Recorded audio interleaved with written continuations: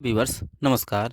कैसे हैं आप लोग। दोस्तों आज हम आपके लिए एक रोचक जानकारी लेके आए हैं जो मच्छरों से संबंधित है। दोस्तों मच्छर हमारे स्वास्थ्य के लिए एक घातक सिद्ध हो रहा है जो हमारे स्वास्थ्य को प्रभावित कर रहा है। इस कड़ी में हम देखेंगे मच्छर, उनका वर्गीकरण, कहाँ पाए जाते हैं और कितने प्रकार के होते हैं, कौन कौन सी बीमारियों के वाहक हैं। तो मच्छर में हम दोस्तों देखेंगे इसके वर्गीकरण के बारे में, मच्छर का क्लासिफिकेशन। तो दोस्तों ये संघ आर्थ्रोपोडा के अंतर्गत आते हैं। ये इनका वर्ग है इंसेक्टा और उपवर्ग पिटिगोटा में आते हैं। इनका विभाजन है एंटी रेप्टिगोटा और जो गण है वो डिप्टेरा के नाम से विख्यात है। इनकी जो श्रेणी है ये मच्छर में आते हैं। दोस्तों मच्छरों में शरीर काफ़ी पतला, एंटनी तथा पैर काफ़ी लंबे और पतले तथा मुख के भाग केवल सकिंग या पिकरिंग के लिए उपयोग किए जाते हैं। मच्छरों की लगभग 1500 जातियां ज्ञात हैं। इन्हें एक ही कुटुंब क्यूलिसाइडी के अंतर्गत 3 श्रेणियों एनफिलीज, क्यूलेक्स तथा एंडीज में बांटा जाता है। आज हम एनफिली तथा क्यूलेक्स मच्छरों के परिचय, प्राकृतिक व तथा बाह्य लक्षणों का वर्णन करेंगे। दोस्तों मच्छर संसार भर में नम दलदली भूभागों में पाए जाते हैं। उष्ण एवं उपोष्ण कटिबंधों में ये अधिक होते हैं। मक्खी के विपरीत ये रात्रिचर होते हैं। दिन में ये छप्परों, झाड़ियों, अलमारियों, बक्सों, फर्नीचर आदि में अंधेरे में छिपे रहते हैं। रात में इधर उधर उड़कर या फल फूलों या का रस या मानव एवं अन्य जंतु पोषकों का रुधिर चूसते हैं। यह जानकर आपको आश्चर्य होगा कि केवल मादा मच्छर ही गर्म रुधिर वाले कशेरुकियों जैसे पक्षियों एवं स्तनियों का रुधिर चूसती है और इस प्रकार बाह्य परजीवी होती है। नर मच्छर रुधिर नहीं चूसते हैं। ये अपना पोषण फल फूलों के रस से प्राप्त करते हैं। कभी कभी मादाएं भी फल फूलों का रस चूस सकती हैं। जाड़ों एवं गर्मी में मच्छर कम हो जाते हैं, लेकिन बरसात में सक्रिय प्रजनन के कारण इनकी संख्या बहुत बढ़ जाती है। मादा मच्छर बरसाती गड्ढों, पोखरों, ताल तलैयों, नालों, हौजों, तालाबों, कुओं आदि में ही नहीं बल्कि कहीं भी कुछ समय के लिए खुले जल में अंडे देती है। जल में ही मच्छर का भूणीय परिवर्धन एवं जीवन वृत्त पूरा होता है, परंतु इसके कुछ फलस्वरूप हवा में उड़ने वाला पंख युक्त वयस्क बनता है। उड़ने की क्षमता मच्छर में काफ़ी होती है। यह 2-3 घंटे में निरंतर और एक रात में 20 से 30 किलोमीटर तक उड़ सकता है। क्यूलेक्स मच्छर में उड़ने की क्षमता अधिक होती है, किंतु वस्तु पर बैठे क्यूलेक्स का शरीर वस्तु की सतह के समानांतर परंतु पूरे शरीर से 45 अंश के कोण पर नीचे झुकी रहती है। इसके विपरीत एनीफिलीज मच्छर में बैठे रहने की दशा में शरीर वस्तु की सतह से 45 अंश के कोण पर उठा परंतु फोबेसिस से शरीर की संधि में रहती है। देखते हैं दोस्तों आकृति, माप एवं रंग के बारे में। मच्छर का शरीर मक्खी के शरीर से कुछ छोटा, लगभग 3 से 5 मिलीमीटर लंबा, संकरा एवं कोमल तथा सल्कों द्वारा ढका होता है। इसका रंग धूसर काला होता है। क्षेत्रीय कारण एवं विखंडन। मच्छर में भी शरीर सिर, वक्ष एवं उदर भागों में विहित होता है। एक छोटी सी लचीली ग्रीवा सिर को वक्ष से जोड़ती है। सिर में क्या है, मक्खी की भांति मच्छर का सिर भी नीचे की ओर झुका होता है। यह कुछ मोटा, गोल सा और काफ़ी गतिशील होता है, पर इस पर 2 बड़े संयुक्त नेत्र होते हैं परंतु सरल नेत्र या नेत्रक नहीं होते हैं। इसके मुख के भाग के ऊपर से 2 लंबी निकली रहती है। प्रत्येक एंटीन में 15 पोडोमोटर्स होते हैं। समीपस्थ आधार पोडोमोटर को स्केप तथा दूसरे को पेडिनल कहते हैं।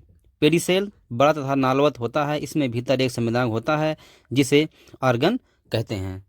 दोस्तों मच्छरों का वर्गीकरण वो कहाँ पाए जाते हैं। अब हम आगे देखेंगे मच्छरों के प्रकार।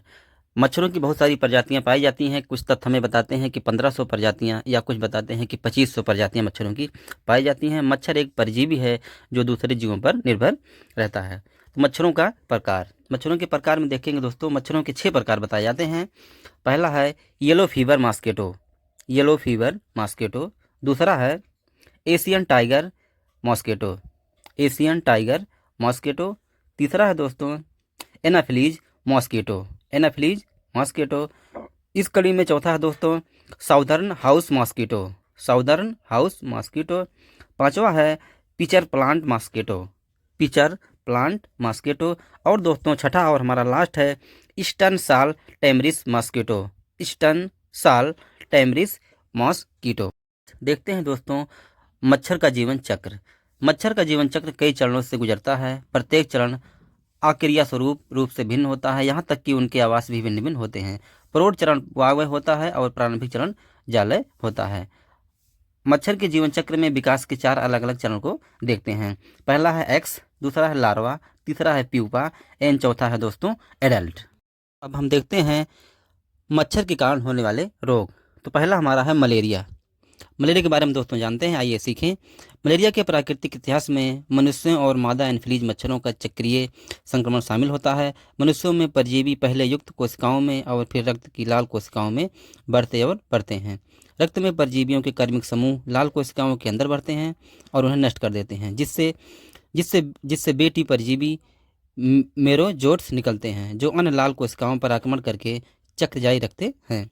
रक्त स्तर परजीवी वे होते हैं जो मलेरिया के लक्षण पैदा करते हैं। जब रक्त चालान परजीवी के कुछ रूप गैमेटोसाइट्स जो नर और मादा रूपों में होते हैं मादा एनफ्लीज मच्छर द्वारा रक्त पिलाने के दौरान निगल लिए जाते हैं, तो वे मच्छर की आंत में संभोग करते हैं और मच्छर में वृद्धि और गुणन का चक्र शुरू करते हैं। 10 से 18 दिनों के बाद स्पायरोजाइट नामक परजीवी का एक रूप मच्छर की लाल ग्रंथियों में स्थानांतरित हो जाता है। जब एनफ्लीज मच्छर किसी अन्य इंसान पर रक्त का भोजन लेता है तो थक्कारोधी लार को स्पोरोजोट्स के साथ इंजेक्ट किया जाता है, जो यकृत में स्थानांतरित हो जाता है, जिससे एक नया चक्र शुरू हो जाता है। इस प्रकार संक्रमित मच्छर रोग को एक मनुष्य से दूसरे मनुष्य तक ले जाता है जो वेक्टर के रूप में कार्य करता है, जबकि संक्रमित मनुष्य परजीवी को मच्छर तक पहुंचाता है। मानव मेजबान के विपरीत मच्छर वेक्टर परजीवियों की उपस्थिति में पीड़ित होता है। इस प्रकार दोस्तों संक्रमित मच्छर रोग को एक मनुष्य से दूसरे मनुष्य तक ले जाता है, वेक्टर के रूप में कार्य करता है, जबकि संक्रमित मनुष्य परजीवी को मच्छर तक पहुंचाता है। मानव मेजबान के विपरीत मच्छर वेक्टर परजीवियों की उपस्थिति से पीड़ित नहीं होता है। मलेरिया परजीवी के जीवन चक्र में 2 मेजबान शामिल होते हैं। रक्त भोजन के दौरान मलेरिया से संक्रमित मादा एनोफिलीज मच्छर मानव मेजबान में स्पोरोजाइट्स का टीका लगाती है। स्पोरोजाइट यकृत कोशिकाओं को संक्रमित करते हैं और स्किंजोर्स में परिपक्व होते हैं, जो टूटते हैं और मेरोजाट्स छोड़ते हैं। नेक्स्ट है हमारा दोस्तों डेंगू। आइए देखते हैं डेंगू होने के कारण और उनसे बचने के उपाय। डेंगू होने के कारण में जान लेते हैं। डेंगू मलेरिया की तरह मच्छर के काटने से होता है। डेंगू का वायरस एडीज मच्छर के काटने से फैलता है। डेंगू का बुखार ज़्यादा से ज़्यादा 2 हफ्ते तक रहता है। इस रोग का पनपना जून के महीने से शुरू होता है और मानसून के महीने में अपना चरम प्रकोप दिखाना शुरू करता है। डेंगू से ग्रसित होने पर ये खाएं। पपीता का पत्ता दिन में 1 बार इस रस को पिलाने से खून में बिंबाणु की संख्या बढ़ती है, जो डेंगू के रोगी को ठीक होने में मदद करता है। संतरे का जूस। संतरा डेंगू के रोगी के लिए सबसे अच्छा स्वाद स्रोत होता है, क्योंकि इसमें ऊर्जा और विटामिन भरपूर मात्रा में होती है। नेक्स्ट है दोस्तों लपसी या दलिया।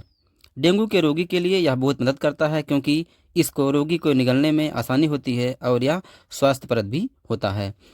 नेक्स्ट है दोस्तों शोरबा। गाजर, खीरा या सब्जियों का बना शोरबा पौष्टिकता से भरपूर होता है, जिससे डेंगू आक्रांत रोगी को ठीक होने में बहुत मदद मिलती है। दोस्तों मादा एनोफिलीज जो 250 से 300 मीटर की दूरी तक चल सकता है, यह पानी की टंकियों भूखंडों में भरे साफ पानी में पैदा होता है। दोस्तों मच्छर का जीवन काल। मच्छर 2 महीने से ज़्यादा दिन तक जीवित नहीं रह पाता है, वहीं मादा मच्छर नर मच्छर के मुकाबले काफ़ी ज़्यादा दिनों तक जीवित रहती है। अगर नर मच्छरों की लाइफ के बारे में बात करें तो 7 दिन ही जीवित रह पाता है। तो अब हम सीखेंगे लक्षण एवं उपचार के बारे में। पहले लक्षणों की तरफ हम ध्यान देते हैं। पहला हमारा है ठंड लगने के साथ अचानक तेज बुखार चढ़ना, सिर मांसपेशियों तथा जोड़ों में दर्द होना, आंखों के पिछले भाग में दर्द होना जो आंखों को दबाने या हिलाने से भी और बढ़ जाता है, अत्यधिक कमजोरी लगना, भूख में बेहद कमी तथा जी मचलाना, मुंह के स्वाद का खराब होना, गले में हल्का सा दर्द होना, शरीर पर लाल ददेरे रेसे पड़ जाना। उपचार में दोस्तों देखेंगे उपचार व देखभाल घर पर ही की जा सकती है। पैरासिटामॉल की गोली ले सकते हैं। यदि बुखार 102 डिग्री से अधिक हो तो बुखार कम करके हाइड्रोथेरेपी जल चिकित्सा करें। समान रूप से भोजन देना जारी रखें, रोगी को आराम करने दें। तो दोस्तों ये थी जरा सी जानकारी मच्छरों के बारे में। दोस्तों क्या लहसुन प्याज टमाटर खाने से नहीं काटते हैं मच्छर, एक ऐसा कहना है दोस्तों, ये अपना ओपिनियन है, इसमें आप जरूर दीजिए। दोस्तों हमारा वीडियो आपको कैसा लगा? अगर वीडियो हमारा अच्छा लगा तो कृपया चैनल को सब्सक्राइब कीजिए। हम आपके लिए इस प्रकार की वीडियो लेके आते रहेंगे। अगर आपको हमारा चैनल जो भी चीज़ें पढ़ाते हैं अगर उसमें अच्छा नहीं लगता है तो कृपया कमेंट जरूर बताइए, क्योंकि अगर आप बताएंगे तो हम उसमें सुधार करने की आवश्यकता समझेंगे। दोस्तों बहुत बहुत धन्यवाद। इसी प्रकार से चैनल में कंटिन्यू रहिए, इस प्रकार की जानकारी हम आपके लिए लाते रहेंगे। दोस्तों अगर ये जानकारी आपके लिए उपयोगी होती है तो हम अपने आप को सौभाग्यशाली समझेंगे। दोस्तों बहुत बहुत धन्यवाद, थैंक यू। इसी प्रकार वीडियो में बने रहने के लिए आपका दिन शुभ हो। अपनी सेहत का ख्याल रखिए, सही से पढ़ाई कीजिए। Have a great day.